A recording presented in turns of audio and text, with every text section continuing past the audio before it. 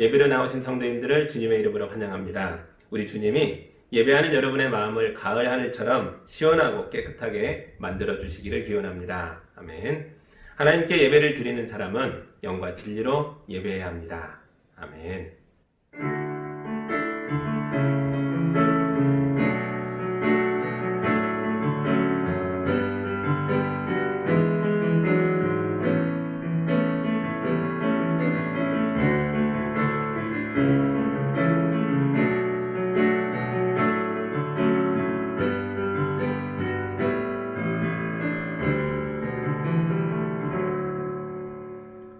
하나님 아버지, 전염병에 창궐하여 모임이 불가능한 상황에서도 영상으로 주님을 예배할 수 있어서 감사합니다. 주님도 우리의 골방에 임하셔서 목자가 양을 품듯이 예배하는 자녀들을 품에 안아 주시옵소서. 우리가 기도할 때 은밀한 기도에 응답하여 주시고, 우리가 찬송할 때 상한 심령을 위로하여 주시며, 우리가 말씀을 들을 때 흔들리던 믿음이 굳건해지게 하여 주옵소서. 예수님 이름으로 기도합니다. 아멘. 찬송가 1장 함께합니다.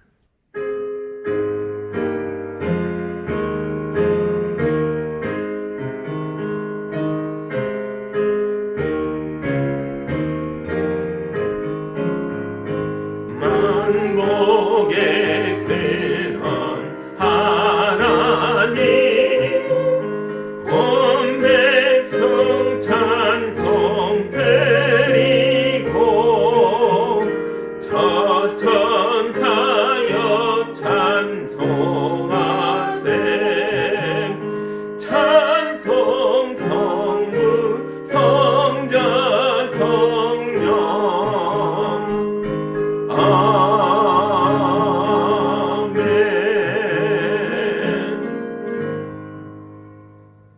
지난 한 주간의 삶을 돌아보면 주님 앞에 부끄러운 것들이 있었다면 그냥 고백하는 시간을 갖습니다. 예배자로 나왔지만 예배자답지 못한 것들이 있다면 다 고백하고 용서받는 기도를 함께 드리겠습니다.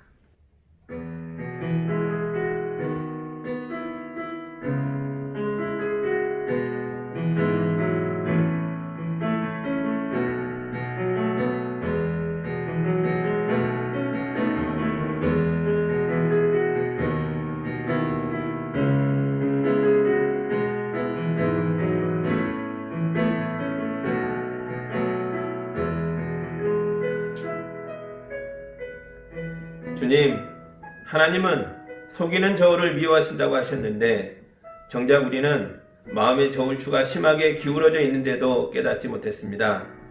내가 잘 될 때에는 한껏 뻐기고 자랑하면서 정작 내 형제가 잘 될 때에는 함께 기뻐하지 못했습니다. 내 걸 내놓을 때에는 한 푼이라도 덜 내려고 계산기를 두드렸으면서 정작 가난한 형제에게 나와 똑같이 내라고 강요했습니다. 내가 손해를 볼 때에는 억울해서 밤잠을 못 이루면서 정작 내 형제가 손해볼 때에는 어쩔 수 없는 일이니 이해하라고 말했습니다. 주여, 속이는 저울이었던 우리를 용서하여 주옵소서. 예수님의 십자가를 붙들고 십자가로 하늘과 땅을 이어주고 사람과 사람을 이어주는 사랑의 저울이 되게 하여 주옵소서. 예수님 이름으로 기도하옵나이다. 아멘. 이에 우리 주님의 용서와 치유와 화해의 말씀을 들으시기 바랍니다. 우리는 믿음으로 의롭다 하심을 받았으므로 우리 주 예수 그리스도로 말미암아 하나님과 더불어 평화를 누리노라. 우리는 또한 그리스도로 말미암아 지금 서 있는 은혜의 자리에 나와왔으니 하나님의 영광에 이르게 될 소망을 품고 자랑하노라. 아멘. 이제 용서자 받은 자 온전한 예배자로서 사도신경으로 우리의 신앙을 함께 고백하겠습니다. 나는 전능하신 아버지 하나님 천지의 창조주를 믿습니다. 나는 그의 유일하신 아들 우리 주 예수 그리스도를 믿습니다. 그는 성령으로 잉태되어 동정녀 마리에게서 나시고 본디오 빌라도에게 고난을 받아 십자가에 못 박혀 죽으시고 장사된 지 사흘 만에 죽은 자 가운데서 다시 살아나셨으며 하늘에 오르시어 전능하신 아버지 하나님 우편에 앉아 계시다가 거기로부터 살아있는 자와 죽은 자를 심판하러 오십니다. 나는 성령을 믿으며 거룩한 공교회와 성도의 교제와 죄를 용서받는 것과 몸의 부활과 영생을 믿습니다. 아멘. 찬양 간사님의 영상을 보시면서 우리도 함께 찬양하겠습니다.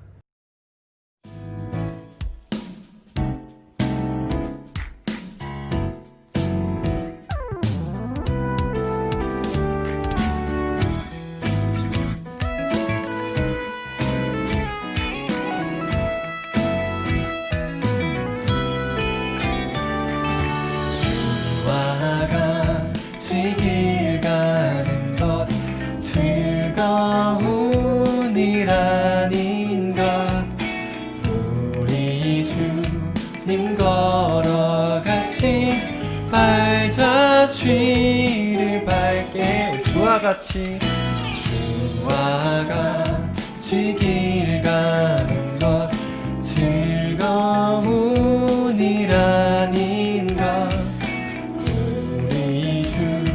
님 걸어가신 발자취를 밟겠네. 한 걸음 한 걸음 주 예수와 함께 날마다 우리는 걷겠네.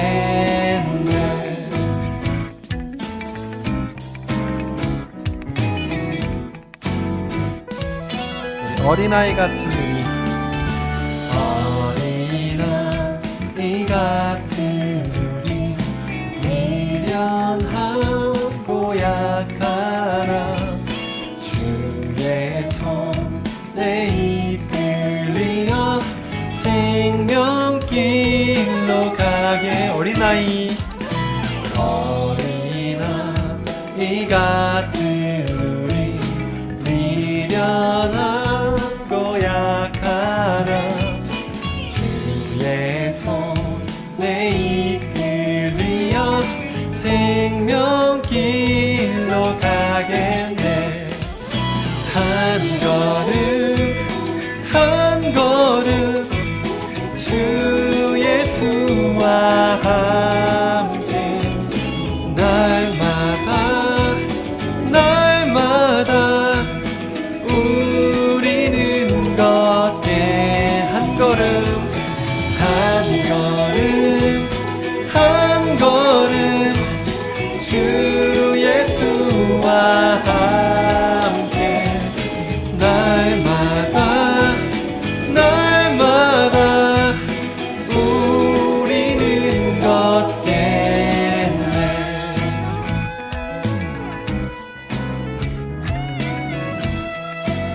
자, 우리 다시 한번 주와 같이 길 가는 것, 주와 같이 길 가는 것 즐거운 일 아닌가. 우리 주님 걸어가신 발자취를 밟겠네. 주와 같이 길 가는 것 즐거운 일 아닌가. 우리 주님 걸어가신 발자취를 밟겠네. 한 걸음 주 예수와 함께 날마다 우리는 걷게. 우리 한 걸음 한 걸음 주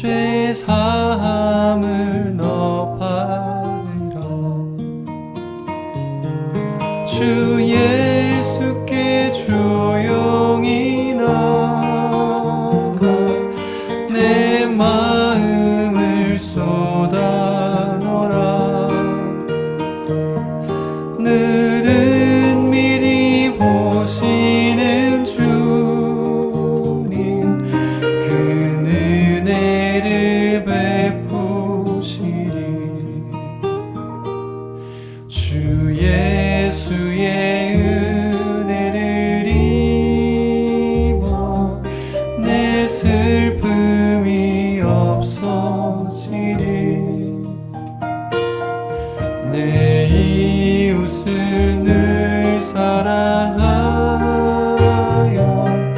너 받은 것 거저 주라. 주 예수께 조용히 나가 내 마음을 쏟아놓으라. 늘은 미리 보시는 주는 그 은혜를 베푸시리.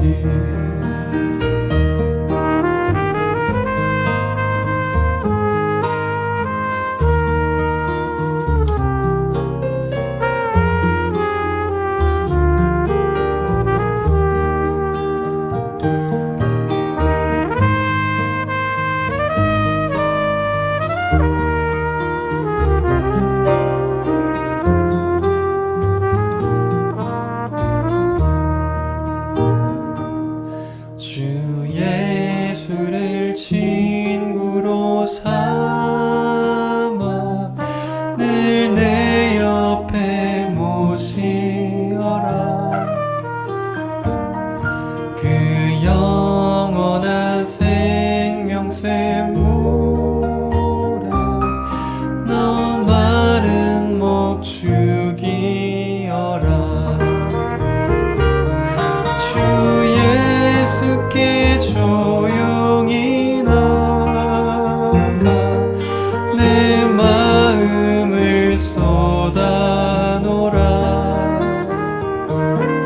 늘은 미리 보시는 주님 그 은혜를 베푸시리.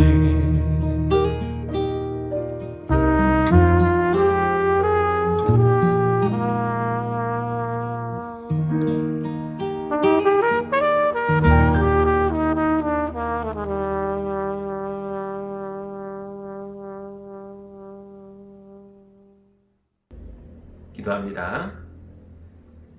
하나님 아버지, 복잡하고 어려웠던 일들이 많은 세상 속에서도 지금 이 시간만큼은 고요하게 예배할 수 있게 하시니 감사합니다. 영상으로 예배하는 가정과 처소마다 주님이 임하셔서 거룩한 곳이 되게 하여 주옵소서. 주님은 우리 성도들의 고통을 이미 아시는 줄 믿습니다. 전염병이 창궐해 있는 기간이 너무 길어서 세계 경제가 대공황에 빠지고 우리나라 경제도 심각한 위기 상황에 몰렸으며 많은 분들의 일터가 무너지고 있습니다. 주여, 밤잠을 이루지 못하고 신음하고 있는 성도들을 불쌍히 여겨주셔서 지금 당장 필요한 것들을 채워주시옵소서. 회복의 그날까지 버텨낼 수 있도록 살 길을 열어 주옵소서. 미래를 내다보며 심각하게 이직도 고민하는 성도들도 있습니다. 말씀과 기도를 통해 앞으로 나아가야 할 방향을 깨닫게 하시고 하나님의 천사가 베드로를 감옥에서 꺼냈던 것처럼 성도들에게 선하고 좋은 사람들을 보내주셔서 답답한 현실을 극복하고 당당하게 새 길을 걸어갈 수 있도록 인도하여 주옵소서. 이 어려운 상황에서 수험생들과 학생들이 묵묵히 공부하며 노력하고 있습니다. 엄중한 이때에 마음이 풀어지지 않도록 도와주시고 기도하면서 내딛는 아이들의 발걸음을 축복하셔서 우리 자녀들이 마침내 아름다운 열매를 수확할 수 있도록 인도하여 주옵소서. 왕래가 끊겨 적적해진 우리 부모님들의 마음을 위로하여 주시옵소서. 집에 머무는 시간을 기도와 찬송과 말씀으로 채우셔서 영성이 더욱더 깊어지게 하시고 자녀를 위해 드린 기도들이 하나하나 다 응답받게 하여 주시고 모든 일상이 주님과의 교제 속에서 기쁨과 즐거운 날들이 되게 하여 주옵소서. 우리 국민 모두가 모임을 자제하면서 감염자를 줄이려고 노력하고 있습니다. 사회적 거리두기가 1단계로 내려오고 감염자가 더욱더 줄어들면서 우리도 당당하게 모여 뜨겁게 찬송하며 예배할 수 있도록 도와주시옵소서. 주님, 그날이 오기까지 지금 영상으로 예배하는 모든 가정마다 임재하여 주셔서 하늘의 복과 위로를 가득가득 채워주시옵소서. 예수님 이름으로 기도하옵나이다. 아멘.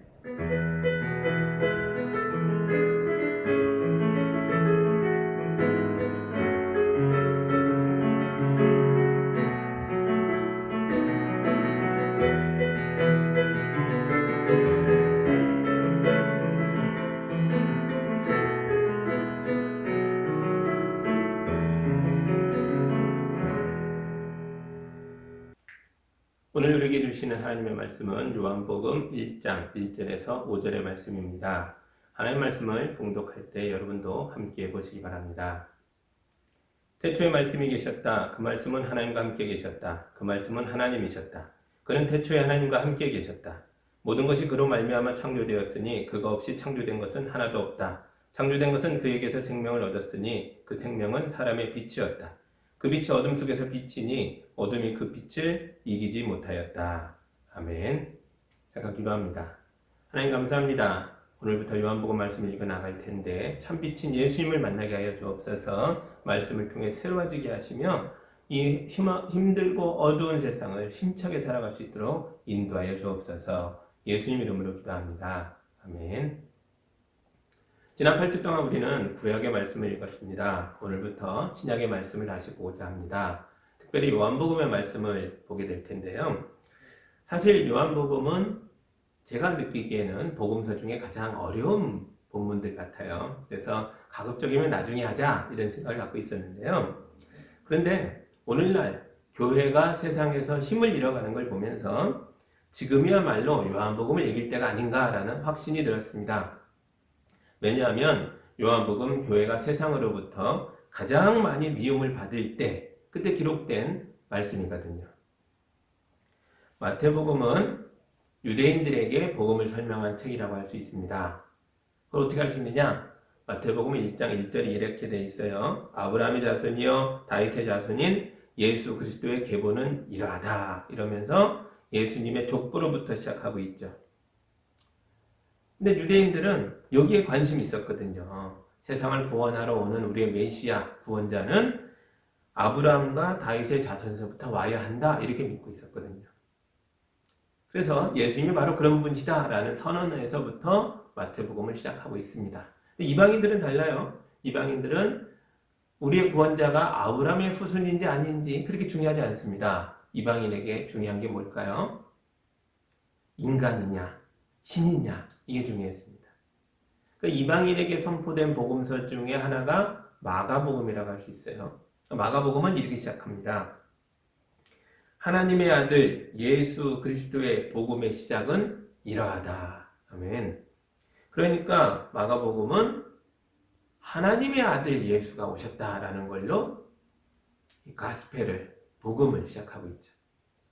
그러니까 이렇게 볼 수도 있습니다. 마태복음이든 마가복음이든 대상은 다를지 몰라도 적어도 이 복음서가 쓰여질 때만 해도 교회가 유대인들에게 다가갈 수 있었고 이방인들에게 다가갈 수 있는 시대였다는 걸 알 수 있어요. 그렇죠? 그래서 교회가 유대인과 이방인에게 복음을 전하려고 애썼던 내용들이 들어있습니다. 그러나 요한복음의 시대는 다르다는 거죠. 세상의 모든 유대인들이 들고 일어나서 교회를 반대했어요. 유대인들 중에도 예수님을 믿는 사람들이 있었을 텐데 이 사람들이 교회도 가고 회당도 가며 살았을 겁니다. 왜 그러냐면 유대인의 회당은 유대인 마을의 마을회관 같은 곳이었거든요. 유대인이 회당에 가야만 사회생활을 할 수 있는 거예요. 예수 믿는 교인들이 교회에서도 모이고 또한 유대인 회당에서도 가고 했던 게 보편적이었습니다. 그런데 이제는 갈 수 없게 됐습니다. 요한복음 9장에도 그 내용이 나오긴 하는데 이 유대인들이 회당에서 교인들을 쫓아낸 거예요. 세상의 모든 회당에서 쫓겨났습니다. 엄청난 박해가 시작됩니다. 그리고 앞으로는 이방인들도 나서서 교회를 박해하게 됩니다. 아주 심각하게 박해하는데 왜냐하면 이방인들의 중심에 누가 있었냐? 로마 황제가 있었거든요.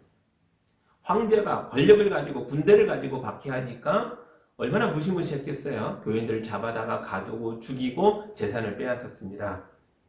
이런 이방인에 대한 박해는 요한계시록에 가면 아주 자세하게 나옵니다. 이런 시대를 살면서 교인들이 질문이 생겼다는 거죠. 우리가 나쁜 일 한 게 없잖아요. 유대인들에게 복음을 전했고 이방인들에게 복음을 전하며 하나님 나라를 가르쳐 주려고 애썼는데 왜 우리가 박해를 받아야 하는 거죠. 유대인들이 보기에 예수님은 그들이 기다렸던 메시아였고 이방인들이 보기에 예수님은 그들을 구원할 하나님이셨잖아요. 그런데 왜 예수님을 미워하고 예수님을 믿고 따르는 교회를 박해하냐는 거죠. 질문이 생기죠. 그렇죠? 요한복음은 이 질문에 대답하기 위해서 쓰여진 책이라고요. 그러니까 요한복음은 유대인도 아니고 이방인도 아니고 세상에서 버림받고 고난을 당하고 있는 교회와 교인들에게 예수의 이야기를 다시 들려주려고 쓴 책입니다. 그러니까 우리에게 다시 들려주고 있는 예수님 이야기, 이게 요한복음이에요. 우리 시대도 교회가 고통을 받고 있어요. 지금 교회는 세상으로부터 버림받았습니다. 제가 어릴 때만 해도 교회에 다니는 사람이라고 하면 정직한 사람, 착한 사람이란 뜻과 동일했어요. 그런데 지금은 아니죠. 교회에 다니는 사람이라고 하면요, 세상에 외면하려고 해요. 대화를 하고 싶어 하지 않는 그런 종류의 사람처럼 취급합니다. 방역 지침을 어기는 사람, 거짓말하는 사람, 이기적인 사람, 예의 없고 막무가내인 사람, 아주 이상한 종교에 빠져 있는 그런 광신자 집단, 뭐 이런 이미지를 갖고 있는 것 같아요. 놀랍죠. 우리가 그런 사람들이 아닌데 우리는 안 그러잖아요. 그런데 왜 세상이 우리를 그렇게 보냐 하는 거죠. 그래서 지금 저와 또 여러분이 함께 요한복음을 읽어야 할 때인 것 같아요. 그때와 비슷합니다. 이 말씀은 세상에서 버림받은 교회와 교인들에게 주시는 하나님의 말씀이에요. 대신에 이 요한복음은 다른 복음서들처럼 친절하진 않아요. 마태복음은 유대인들에게, 마가복음은 이방인들에게 복음을 설명하려다 보니까 잘 모르는 사람들에게 설명하려고 하니까 친절할 수밖에 없어요. 설명해 주려고 하는 글이니까요. 그러나 요한복음은 아닙니다. 이미 예수 믿고 따르는 우리에게 주는 말씀이라서 복음을 잘 아는 사람들에게 다시 설명하는 거기 때문에 친절한 말이 아니에요. 그래서 예전에는 요한복음을 독수리 복음이라고 불렀어요. 이게 무슨 뜻이냐? 독수리는 높이 나는 새잖아요. 그래서 요한복음은 복음서 중에 가장 높은 수준의 이야기를 하는 책이다라는 뜻이에요. 또 하나는 고대 사람들이 생각하기에 독수리는 모든 생물 중에 유일하게 태양을 똑바로 쳐다봐도 눈이 멀지 않는 동물이라고 생각했어요. 그래서 요한복음을 독수리 복음이라고 부르는 이유는 그런 의미도 있습니다. 하나님을 똑바로 쳐다보고 하나님을 올바르게 설명해주는 가장 고귀한 책이라고 본 거죠. 그래서 이런 뜻도 됩니다. 만약 우리가 요한복음을 제대로 읽고 이해할 수만 있다면 여러분의 믿음이 크게 성장할 수 있다는 뜻이기도 해요. 그러니까 조금 어렵더라도 더욱 사모하는 마음으로 집중해서 같이 읽어 나갈 때에 우리에게 큰 유익이 있을 줄 믿습니다. 이제 말씀을 볼게요. 1장 1절입니다. 태초에 말씀이 계셨다. 그 말씀은 하나님과 함께 계셨다. 그 말씀은 하나님이셨다. 아멘. 말씀이 계셨다. 말씀이 하나님이다. 이게 무슨 소리죠? 이게 벌써 어려워지는 것 같아요. 이건 너무 철학적인 얘기 아닌가? 그런 느낌도 듭니다. 그런데 사실은 이 말씀이 바로 예수님이에요. 14절을 볼게요. 그 말씀은 육신이 되어 우리 가운데 사셨다. 우리는 그의 영광을 보았다. 그것은 아버지께서 주신 외아들의 영광이었다. 그는 은혜와 진리가 충만하였다. 아멘. 다른 복음서들은 예수님을 아브라함의 자손이다라고 말하거나 하나님의 아들이 나타나셨다 이렇게 얘기했는데 요한복음은 다르게 시작합니다. 그러니까 다른 복음서들은 인간 예수가 어떻게 우리의 구원자이며 왜 하나님이신가를 설명하고 있는데 요한복음은 그게 아니에요. 이미 예수를 믿고 있는 우리에게 주시는 말씀이기에 왜 예수가 하나님인가를 설명할 필요가 없어요. 우린 그는 이미 알고 있고 믿고 있으니까요. 대신 태초부터 있던 말씀, 하나님이신 말씀이 우리 가운데 오셔서 우리와 함께 살고 있다. 이 말로 시작하고 있어요. 그러니까 이 1절은 선언입니다. 다른 말로 신앙 고백문이에요. 우리가 무엇을 믿고 있는가를 다시 한번 밝히고 있는 거죠. 또한 이 하나님이신 예수가, 태초부터 있던 말씀인 예수가 육신이 되어 우리 가운데 오셨다, 이 말을 통해서 지금 세상에서 버림받은 교회와 고통당하며 고난을 겪고 있는 교인들과 함께하고 계시다는 고백을 담고 있다고요. 그렇죠? 그래서 학자들은 요한복음 1장을 이렇게 봅니다. 교회 안에서 가장 오랫동안 내려온 찬송가 중에 하나, 이렇게 봐요. 성경에 그런 부분이 좀 있거든요. 교회 안에서 모일 때마다, 1세기 교회들이 모일 때마다 찬송을 불렀던 가사들이 이렇게 요약되어 말씀으로 들어온 부분들이 있어요. 마리아의 노래라든가 이런 노래들이 있는데, 특별히 요한복음 1장도 그와 같다라고 학자들이 추측합니다. 신앙고백문이라는 거예요. 교회에 교인들이 매주 모이면 요한복음 1장의 내용으로 곡조에 맞춰서 함께 신앙을 고백하는 찬송가였다는 거죠. 아쉽게도 2000년 전의 곡조가 지금까지 남아있진 않아요. 그러나 이게 가사라면 가사는 남아있으니까 누군가 새롭게 작곡을 해서 이 말씀들에다 곡조를 입혀주면 좋겠어요. 그래서 새 노래로 우리가 함께 찬양하면 좋겠습니다. 여러분 중에 한 사람이 해주면 좋겠습니다. 그런데 교인들을 생각해 보세요. 요한복음 교회 안에 유대인도 있고 이방인도 있겠죠. 그런데 태초부터 있던 말씀이 예수님이다 라고 말하는 걸 이들이 들었잖아요. 정말 똑같이 이해하고 있는 걸까요? 유대인에게 말씀을 전할 때, 예수님을 전할 때 유대인의 언어를 전했잖아요. 하나님의 아들, 이거는 이방인들에게 전할 때고, 유대인들에게 뭐라고 전했어요? 아브라함과 다윗의 자손, 예수의 족보다, 이렇게 시작했잖아요. 그들의 문화와 배경 속에서 복음을 이해할 수 있도록 설명했죠. 그런데 유대인과 이방인이 지금 요한복음의 교회 안에 같이 있다고요. 서로 배경도 다르고 문화도 다르고 철학이 다른데 이 구절을 똑같이 이해했을까요? 아닐 겁니다. 그런데도 유대인과 이방인이 이 구절을 가지고 함께 노래하는 데는 아무 문제가 없었어요. 이게 굉장히 놀라운 신비로움입니다. 이게 요한복음이 가지고 있는 엄청나게 높은 수준의 복음에 대한 이해라고요. 이게 무슨 소리인가 생각을 해볼게요. 유대인과 이방인이 한자리에 있다는 건 두 개의 언어, 두 개의 문화, 두 개의 철학이 함께 있다는 거예요. 이들이 공통의 언어와 문화와 철학으로 각자 달랐던 것들을 합쳐서 재창조하고 있다는 뜻이기도 합니다. 예수 안에서 하나가 되고 있다는 거예요. 다른 말로 유대인의 옛시대, 이방인의 옛시대가 다 철폐되고 교회 시대, 새로운 시대, 이게 창조됐다는 거죠.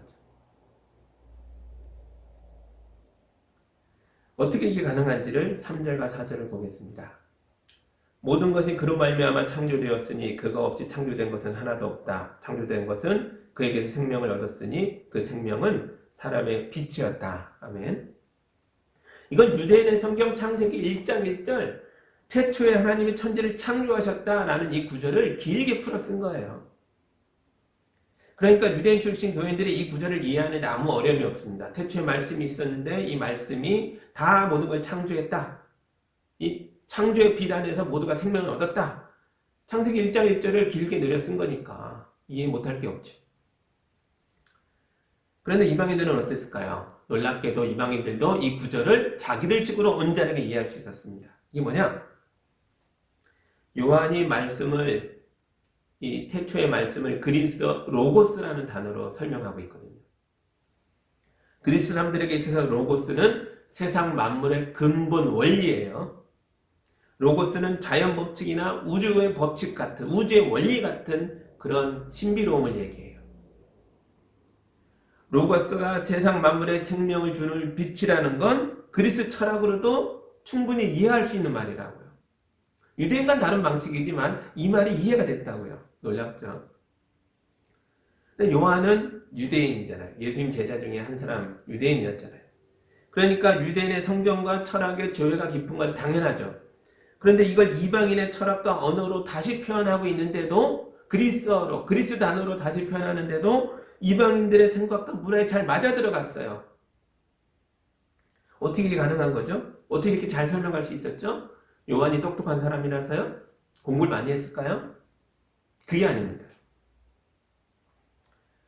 요한은 이렇게 고백해요. 요한복음 14장에 있는 말씀을 제가 읽어드릴게요.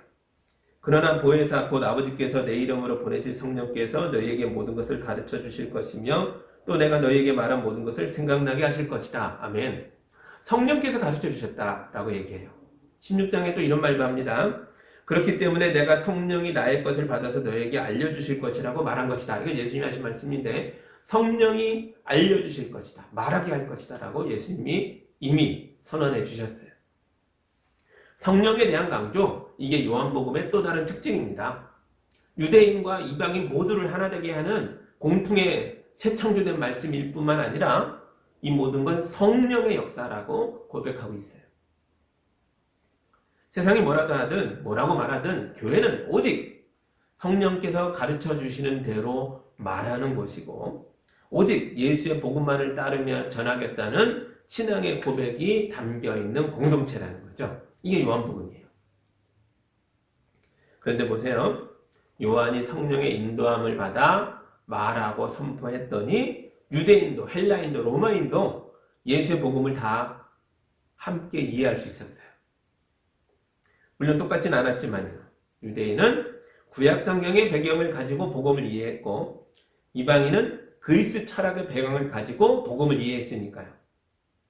그럼에도 불구하고 그 결과가 같았습니다. 유대인과 이방인이 하나의 교회, 하나의 공동체를 이루었거든요. 그런데 오늘날은 어떻죠? 세상이 교회가 하는 말을 알아듣지를 못해요. 왜냐하면 교인들이 교회 안의 언어로만 말하고 있거든요. 새 창조된 언어가 아니에요. 이건 오래된 낡은 언어로만 말하고 있어요. 우리 복음을 세상의 언어로 말하는 법을 잊어버렸어요. 우리 언어만이 아니라 세상의 언어로도 전해줄 수 있어야 되는데 그 방법을 잃어버렸다고요. 그 이유는 요한의 눈으로 보면 오늘날의 교회가 성령을 따르지 않기 때문이에요. 교회가 성령을 따르지 않는다는 건 그냥 하는 말이 아닙니다. 증거가 있어요. 오늘날 교회가 찢어지고 갈라져서 서로 싸우고 있는 게 그 증거 중에 하나입니다. 한 교회 안에 있는데도 우리가 한 마음을 이루지 못하면 그게 성령이 없는 교회라는 뜻이에요. 문제를 일으키고 있는 교회들을 잘 보세요. 돈과 권력에 대한 이야기만 무성합니다. 온갖 비리와 잘못이 가득해요. 남을 헐뜯는 비방과 모욕이 있어요. 성령이 없는 교회가 하나님의 말씀을 선포하니까 진리가 왜곡돼 버려요. 목사가 설교단에서 하나님 까불면 나한테 죽어 뭐 이런 말도 안 되는 말을 하는데도 그 자리에 있는 많은 교인들이 아멘 이러잖아요. 성령이 없다는 뜻이죠. 이런 교회는 스스로 무너지고 있는 거예요. 교회 안에 성령이 계시다면 우리에게 무슨 일이 일어나야 하는가를 에베소서 4장에서 이렇게 말해주고 있어요. 성령이 여러분을 평화의 띠로 묶어서 하나가 되게 해주신 것을 힘써 지키십시오. 성령은 평화의 띠로 우리를 하나 되게 하니까 그걸 지키라는 거예요. 그리스도의 몸도 하나요, 성령도 하나입니다. 에베소 4장에서 하는 말이죠. 성령은 우리를 하나로 묶어주는 평화의 띠입니다. 그러니까 성령이 있는 교회는 분열이 치유돼요. 평화가 임해요. 다툼이 멈춰요. 그래서 그리스도의 몸으로서 하나가 된다고요. 성령이 교회와 함께 한다는 증거입니다. 예수의 복음이 임하고 성령으로 충만한 교회는 우리끼리만 하나가 아니라 세상으로도 나아가서 세상의 많은 사람들을 예수 안에서 하나 되게 만들어버려요. 예수의 교회는 세상의 어둠과 싸우는 교회가 되어야 합니다. 어떻게 알아요? 성경에 있잖아요. 예수의 공동체 안에 세리가 오고 창녀가 오고 죄인들이 왔어요. 어둠에 쌓여 살던 사람들이 예수님 앞으로 왔습니다. 성경이 말했죠. 참빛이라고. 오늘 요한복음에 나오잖아요. 유대인도 오고 이방인도 오고 자유자도 오고 노예도 왔어요. 어둠 속에 있던 사람들이 예수의 빛을 보고 모여와서 하나를 이루었어요. 하나의 교회, 하나의 공동체. 이게 하나님 나라죠. 이걸 만들었어요.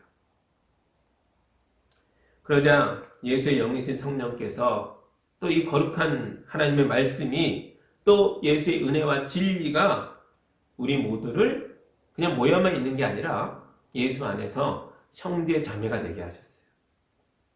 이게 교회입니다. 오늘날에도 교회에서 이런 일이 일어나면 세상에서 깨어진 사람들이 계속 교회로 오게 될 거예요. 이 요한복음은 교회가 그랬잖아요.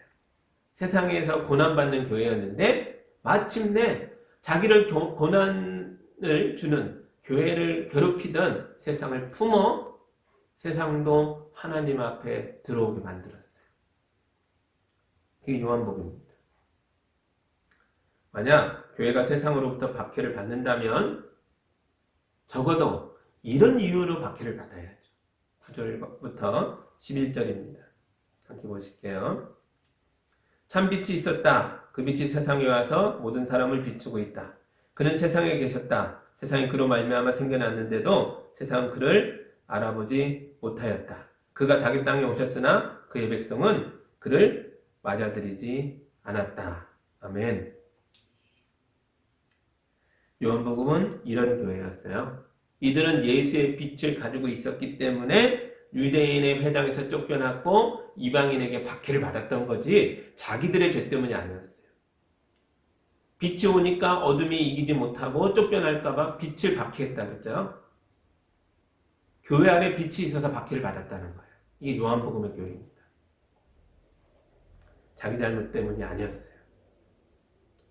그런데 오늘날 교회가 욕을 먹는 이유는 부끄럽게도 교회 스스로가 가진 잘못 때문인 것 같아서 참 안타까워요. 보세요. 오늘날 사회는 차별금지법 같은 걸 만들어서 더 좋은 세상을 만들려고 노력하고 있는데 놀랍게도 교회가 법 제정을 막아서서 사회 발전을 막는 암초 같은 역할을 하고 있어요. 교회가 소수자들을 배척하는 일에 앞장서고 있어요. 교회가 하나 되는 일을 방해하는 것처럼 보여요. 이 뭐죠? 이런 것 때문에 세상에서 욕을 먹는 건 대단히 부끄러운 일입니다. 교회답지 못하는 행동 때문에 욕을 먹는 거니까요. 그러니까 우리 교회는 그러면 안 됩니다. 교회는 언제나 사람들을 향해서 문을 활짝 열고 있어야 돼요. 우리 모임에서든 어디서든 유대인과 이방인이 함께 예배할 수 있어야 됩니다. 그렇죠? 우리 교회 안에서는 일반인들과 소수자들도 함께 예배할 수 있어야 돼요. 성령 안에서 우린 모두 하나가 돼야 합니다. 이게 교회에 나온 거예요. 그 근거가 12절에 나와요. 그러나 그를 맞아들인 사람들, 곧 그 이름을 믿는 사람들에게는 하나님의 자녀가 되는 특권을 주셨다. 아멘.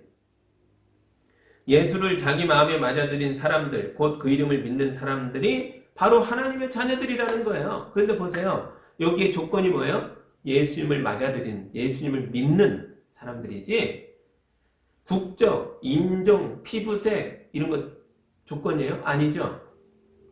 나이, 성별, 성소수자 이런 건 조건이 아니라는 거예요. 세리인지 창년지 괜찮다는 겁니다. 굉장히 놀라운 말씀이에요. 교회가 뭔지를 밝혀주는 말씀이에요. 이런 것들이 우리가 하나님 자녀 되는 걸 막아서지 못한다는 거예요. 왜? 예수께서 예수의 이름이 우리를 맞아들여 주고 계시고 우리를 하나님의 자녀 되게 만들고 있기 때문입니다.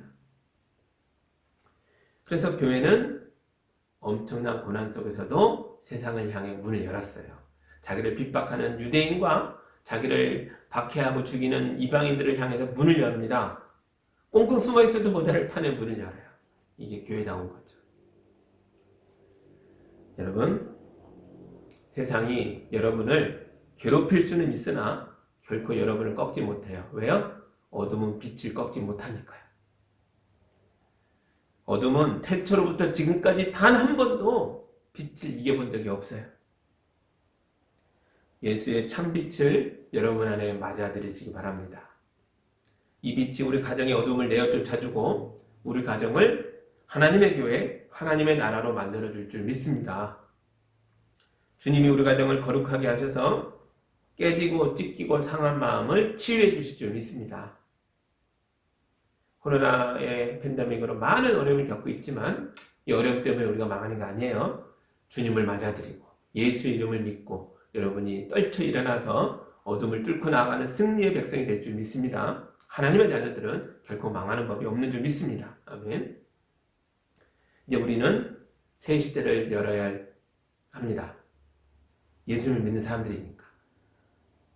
옛 시대, 어둠에 잠겨있는 시대를 깨뜨리고 새 시대를 열어야 하는 사람들인 것이 맞습니다. 인정하세요. 우리 그런 사람들입니다. 주님 안에서 어둠을 뚫고 일어나서 승리의 삶으로 나아가는 여러분 모두가 되시기를 예수님의 이름으로 축복합니다. 아멘. 이 말씀 붙잡고 기도하겠습니다. 하나님 감사합니다. 오늘부터 요한복음 말씀을 읽어 나갈 겁니다. 그런데 주님, 참 어둠이 가득한 세상에서 이 말씀이 선포됐네요. 오늘날보다 더 힘들고 고통스러운 그런 날들이었을 텐데 어떻게 이들이 말씀을 붙잡고 일어났습니까? 빛이신 예수님, 어둠을 깨뜨리는 예수님을 발견했기 때문인 줄 믿습니다. 주님, 우리 시대에 이 귀한 말씀을 다시 되새깁니다. 코로나 팬데믹으로 어둠이 가득하고 두려움이 있고 내일에 대한 희망이 꺼져가는 것처럼 답답한 세상을 살고 있지만 이 말씀을 들었습니다. 믿었습니다. 붙들었습니다. 주님, 이제 이 말씀으로 일어나서 어둠을 깨뜨리고 승리의 발자국을 내며 걸어가는 주의 성도들 될 수 있도록 인도하여 주옵소서. 우리 예수영교교회는 요한복음의 교회처럼 세상을 향해 문을 활짝 열어서 어둠에 고통받는 자들을 초청하고 맞아들여서 하나님의 나라를 이루어가는 거룩한 하나됨의 공동체 될 수 있도록 인도하여 주옵소서. 예수님 이름으로 기도하옵나이다. 아멘.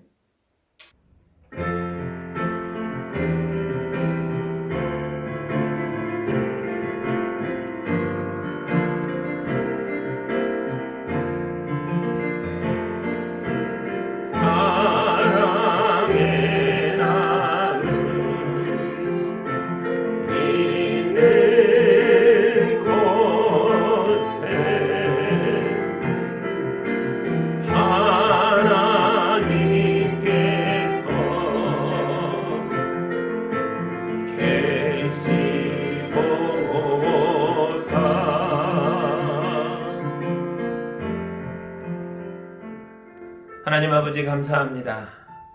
우리 성도들 수고하고 애쓰며 살아가는데 외로운 길 되지 않도록 주님이 동행하시며 어려운 일들을 해결할 수 있도록 지혜를 주시며 하는 일마다 복이 될 수 있도록 축복하시는 줄 믿습니다. 우리 성도들 주님께 감사함으로 귀한 예물들을 올렸습니다. 주님 영광 받아주시고 이 아름다운 예물을 통해 주님의 몸된 교회가 든든히 서게 하시며 이웃의 어려움들을 돌아보며 나누는 거룩한 주님의 손길로 나타나게 하여 주시옵소서. 우리 성도들 더 힘있게 살아갈 수 있도록 매일매일 축복하셔서 가정마다 기도하며 꿈꾸는 것들이 다 이루어질 수 있도록 도와주시옵소서. 예수님 이름으로 기도하옵나이다. 아멘.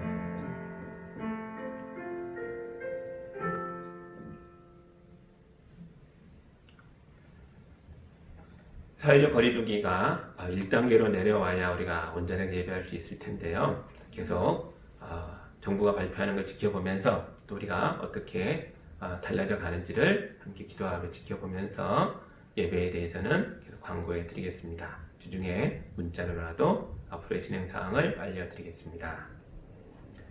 이제 결단의 찬양 함께 힘차게 부르면서 또 한 주간을 힘있게 살아내겠습니다.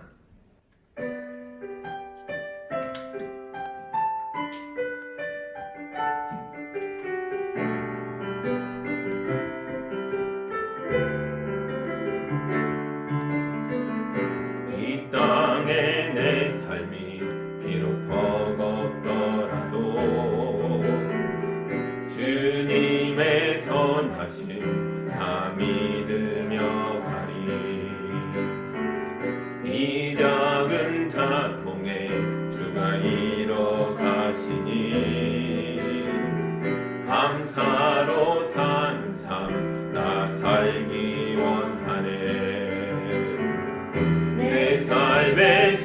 시간 속에 주일하시네. 내 모든 여정 속에 함께 하시네. 깊고도 크신 주의 영광을 나 보리라. 위대하신 주, 나는 주님께 속한 자 되어 주의 나라 위해 전심으로 살리라.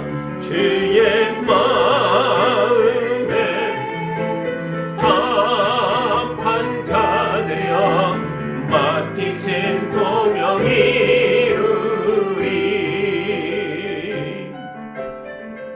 이 땅에 내 삶이 비록 버겁더라도 주님의 선하심 다 믿으며 가리. 이 작은 자통에 주가 이뤄가시니 감사로 사는 삶 나 살기 원하네. 내 삶의 시간 속에 주일하시네. 내 모든 여정 속에 함께 하시네. 깊고도 크신 주의 영광을 나 보리라. 위대하신 주, 나는 주님께 속한 자 되어 주의 나라 위해 전심으로 살리라. 주의 마음에 합한 자 되어 맡기신 소명 이루리. 나는 주님께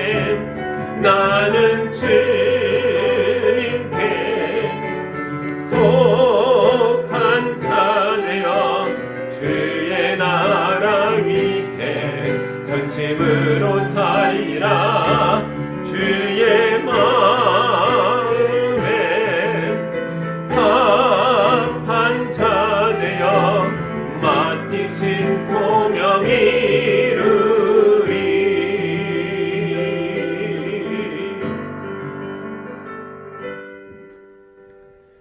이제는 살아있는 말씀이 되어 죽어있던 우리 가운데 임재하셔서 우리를 살려내시는 능력이 되신 예수 그리스도의 은혜와 하나님 아버지의 크신 사랑하심과 성령님의 인도하심과 교통하심이 주님 붙잡고 말씀을 따라 생명으로 나아가는 성도들이 살아내는 가정과 삶의 모든 영역 위에 이제로부터 영까지 함께하기를 간절히 축원하옵나이다. 아멘.